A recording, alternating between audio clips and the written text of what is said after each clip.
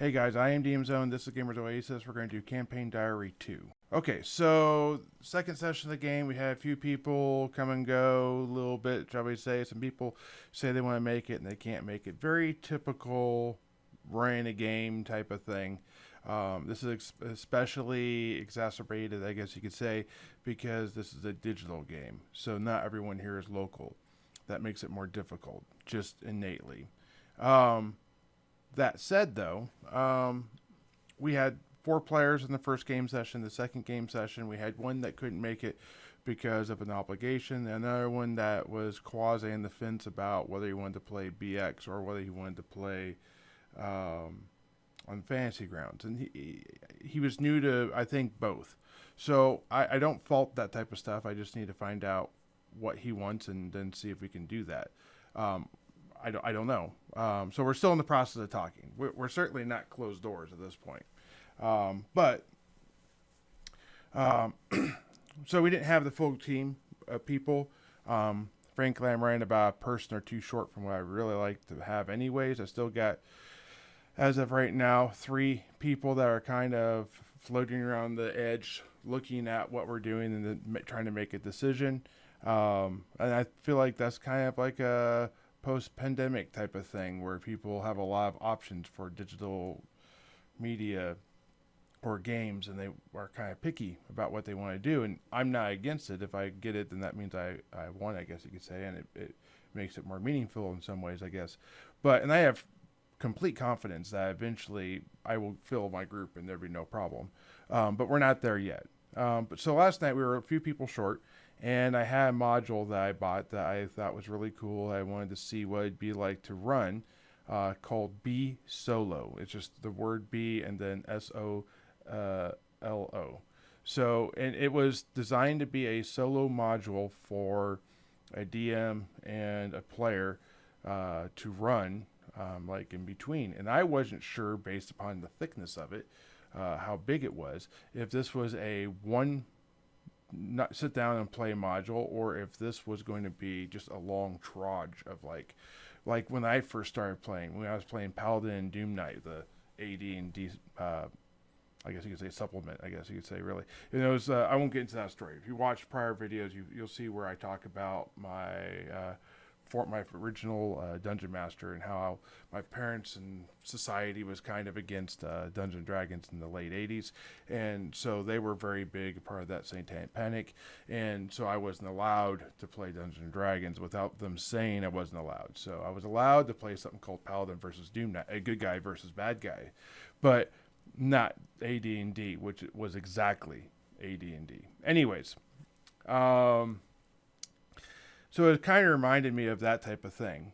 Solo adventures have always kind of had this original brew or home or feeling of, I won't say warmth, but like it really is a personal setting, and I think it's a really good one. It allows a character to make choices without worrying about offending other people in the party. So if you want to have this completely gonzo crazy, but you're having fun and the dungeon master doesn't mind running that game, I don't see that as bad. Now, if you want to force other people to sit there while you're doing those things, then, realize the word force was there. You don't want to force anyone to sit there and go through your version of the game. You want to find people that kind of mirror each other a little bit and then play that game. So, in this little story adventure, it's kind of allowing you to do that without having to do this other thing. And for that, I kind of like it. I wasn't sure how big of a thing this was. I realized pretty quickly on that it was setting me up for what they call a choose your own adventure. And I read the Hardy Boys and that type of stuff back when the mid 80s came out and that type of stuff. And I read plenty of my choose your own adventures, and I really kind of enjoyed them. They were always something I found welcoming. Maybe because I'm an introvert a little bit, and I'm an only child, and I kind of do well on my own, that this kind of thing made sense.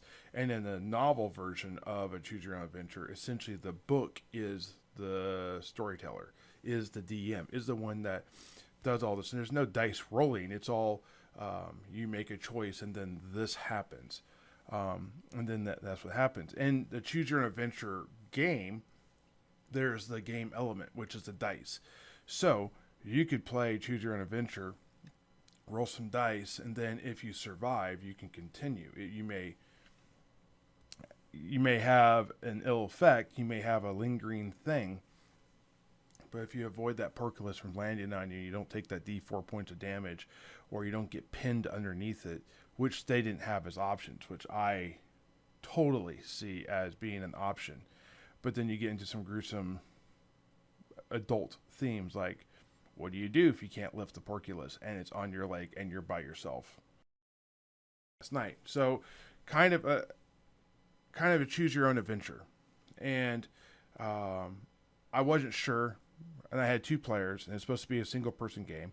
I wasn't sure how that would work out, so mental note, I wrote down, okay, for every monster there is, I'll times that by the number of PCs. So if there's 1 monster, which there generally should be only 1 monster in a solo adventure per PC, then if there's 2 PCs, there should be at least 2 monsters.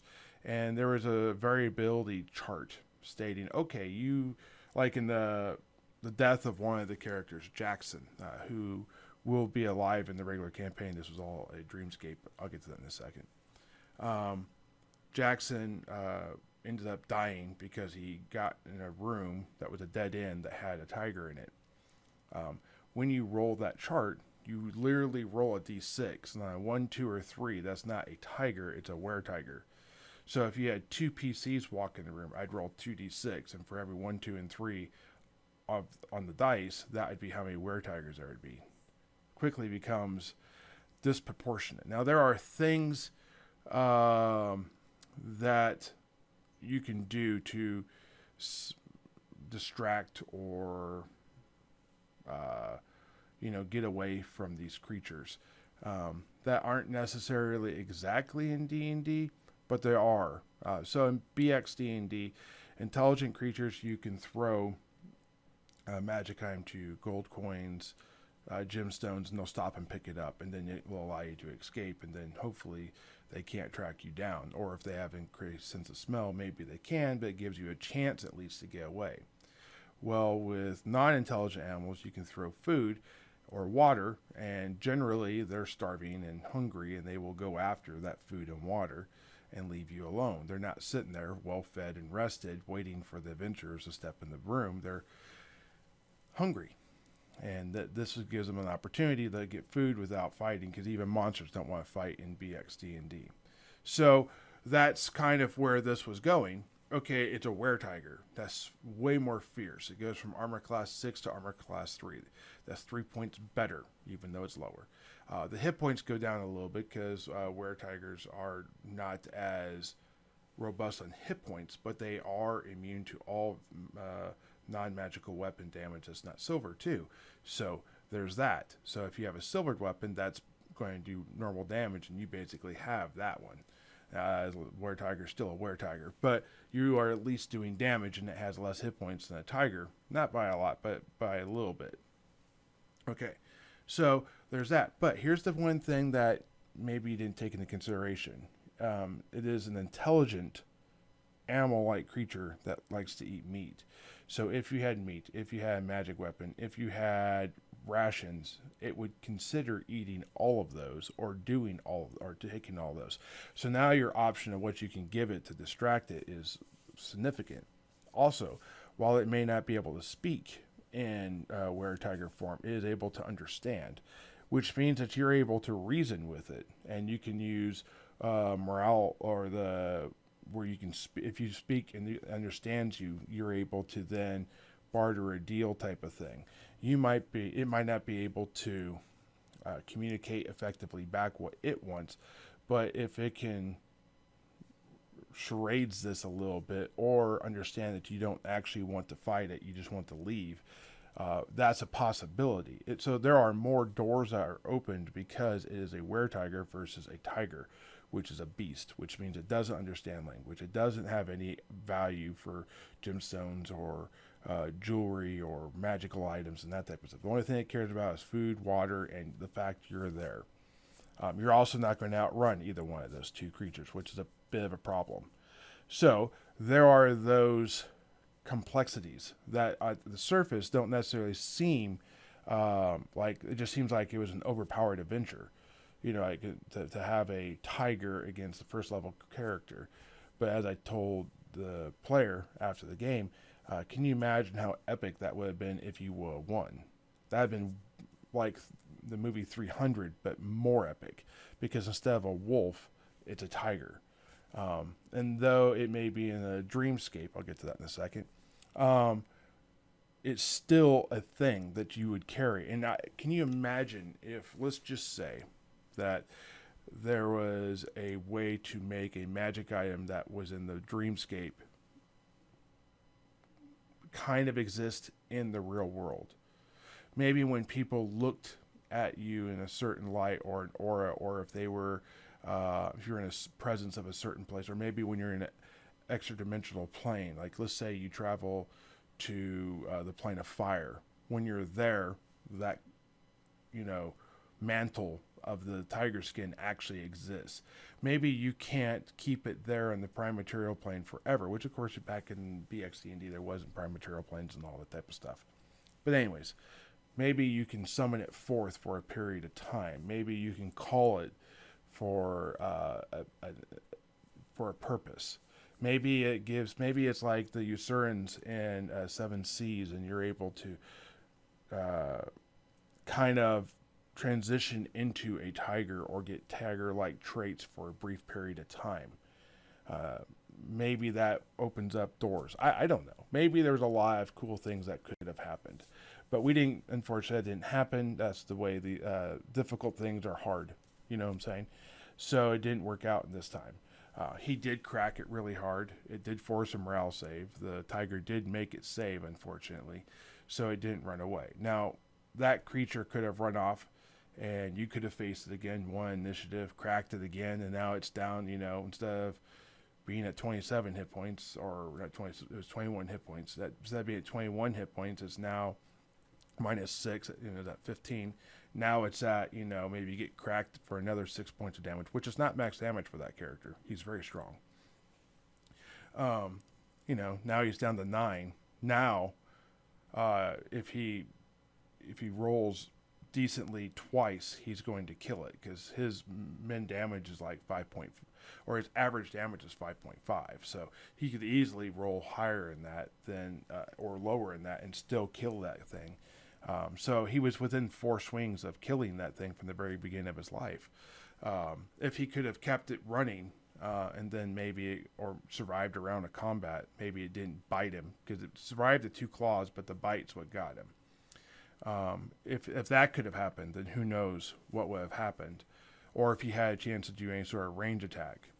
Or maybe it ran to other creatures and then died to that. There's a lot of possibilities that could have happened. Anyways, so that didn't happen. The other character died. Okay, so one of the complexities of this BSolo that I wasn't expecting was that it took into consideration whether you were being too cautious or not cautious enough. There are traps that are designed to punish the aggressive, not cautious player. And then there were traps that were designed to punish the cautious player. An example of this I might give is the magic user is taking a 10-foot pole and stabbing a thing. If you just walked across this, underneath this porculus, rocks have fallen, and you have to make a save versus wand or take a D4 points of damage. He took a D4 points of damage, took 4 points, he died. Okay. If he just were to run across, all the traps were designed to happen behind you or to slow people. So when you chose to run underneath the porculus, then you'd read this next room or this next chapter or this next little section.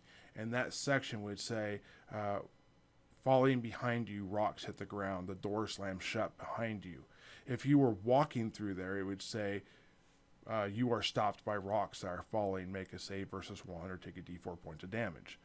So In the instance where the magic user died because he was being cautious, he would have been fine if he was running. But in the prior area, gatehouse area, there were arrows that were firing down the hallway. And if you were not being cautious and not like crawl on your hands and knees, then there was a possibility that this arrow would come down and smash you, for example. So that was literally the differences. And then there were some other things like that. And I won't get into it again because I am going to be running this game again.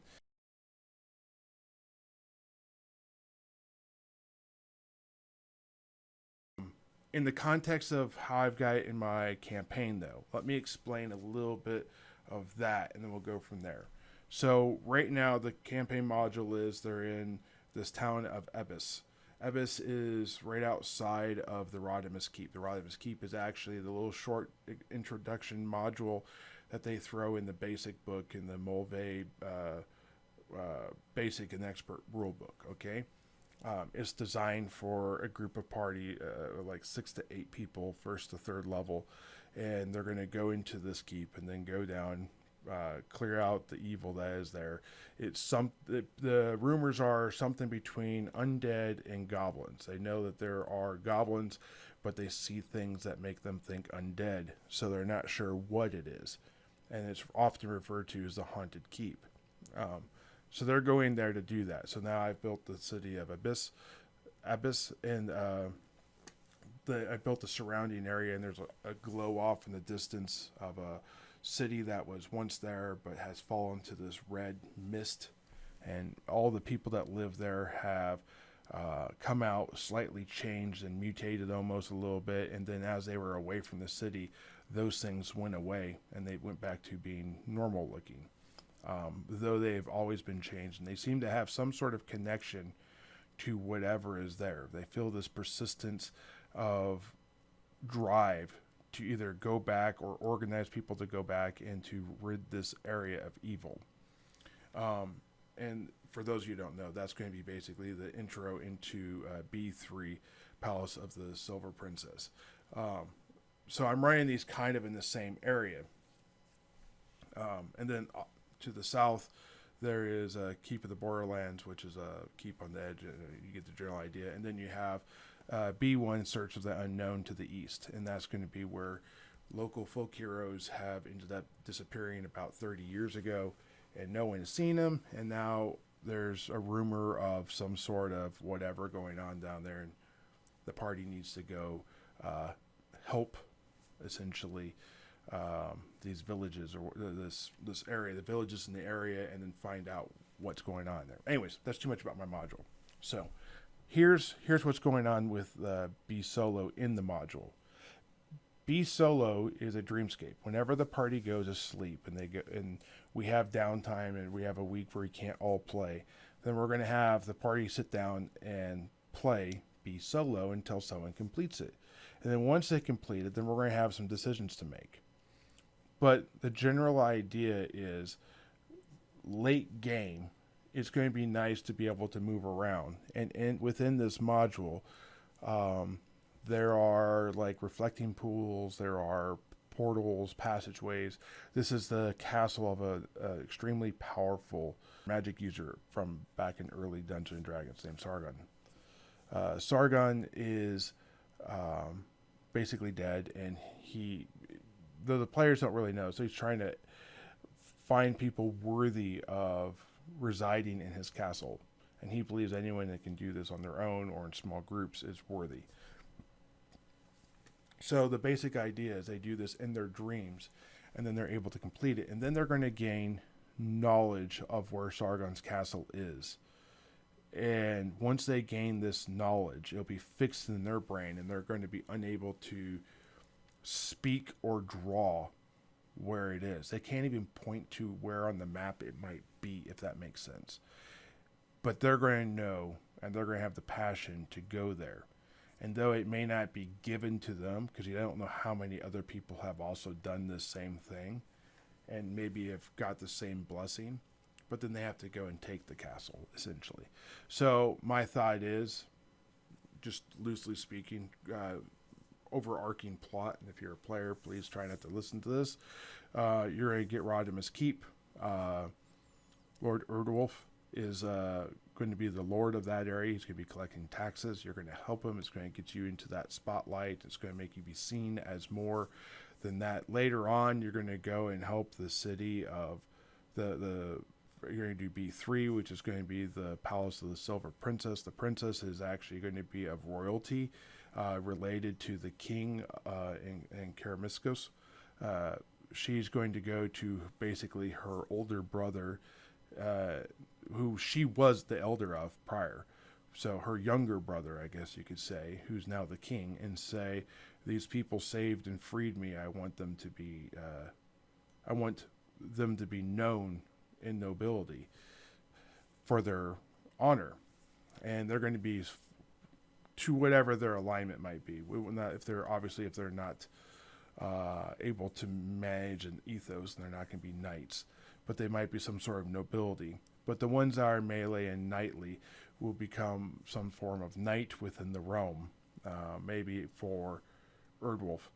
And Erdwulf will then do that. Then when they get higher level and they go through the Keeping the Borderlands and they gain some notoriety there, and then they go and save the region from whatever dwells with inside, in search of the unknown, then they're going to be right up there at that pinnacle level of like 7th, 8th, maybe 9th level, considering the level cap is 14 for any of the classes.